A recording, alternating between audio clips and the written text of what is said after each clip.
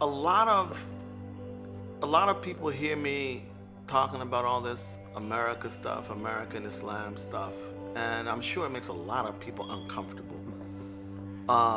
Because a lot of them don't really hear.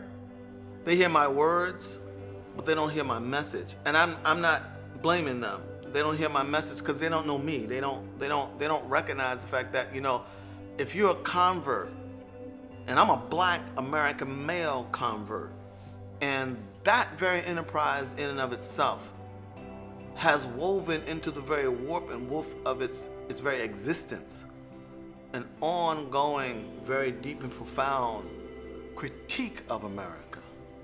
So, my talking about America, American Islam, and the fact that Muslims have to get Islam and its tradition, its holy book, its sunnah, its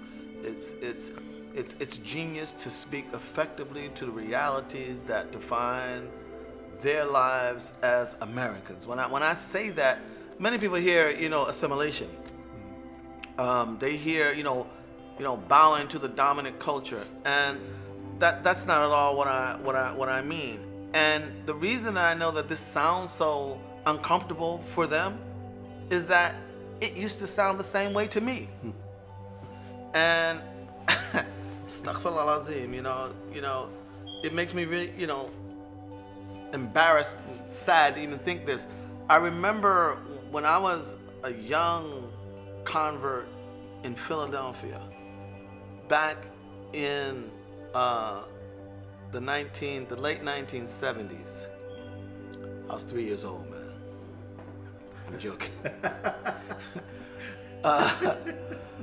I remember one of the major controversies we had was with Imam W.D. Muhammad, rahimahullah. And the controversy was his insistence on putting the American flag on the front of their newspaper. And for many of us, this was anathema of the first order.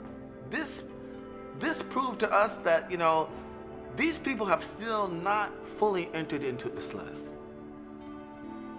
And that's why I say I know how all this American stuff I talk now sounds to a lot of people, because it used to sound the same way to me. But you asked me a specific question. I learned that I was an American when I went abroad, when I went to the Muslim world. That's when I really discovered that I was an American. And I think that, if I had a gazillion dollars, we could solve a lot of this dissonance and dislocation. 6 months in the Muslim world, Muslims in America will discover that they really are American. And there's nothing wrong with that. And in the same way that if you're an Egyptian, you don't agree with everything about Egyptian society, you don't agree with everything about Egyptian politics, you don't agree with everything about Egyptian foreign policy, I see no reason for me to bear that burden as an American.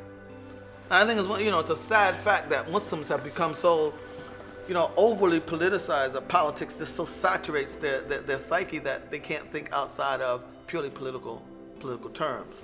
But I'm sure that, despite the fact that, Mecca was a pagan capital that prosecuted the Prophet and turned him out and turned the Muslims out, I'm sure the Sahaba missed Mecca. I'm sure they missed Mecca. That was their home. One of my favorite poems in Arabic, I'll say the poem. I don't know if I should share it in Arabic or English. In Arabic, it's ذلك الطفل الذي كنت أتاني مرة وجها غريبا لم يق شيئا مشينا وكلانا يرمق الآخر في صمت جمعتنا باسم ذلك ورق الضارب في الريح الأصول ثم افترقنا غابة تكتبها الأرض وترويها الفصول أيها الطفل الذي كنت تقدم ما الذي يجمعنا الآن وماذا سنقول. That child who once was me came to me once in a strange face. He didn't say anything. We just looked at each other and then walked along the way. We were joined together in the name of that leaf that dangles in the wind by our roots.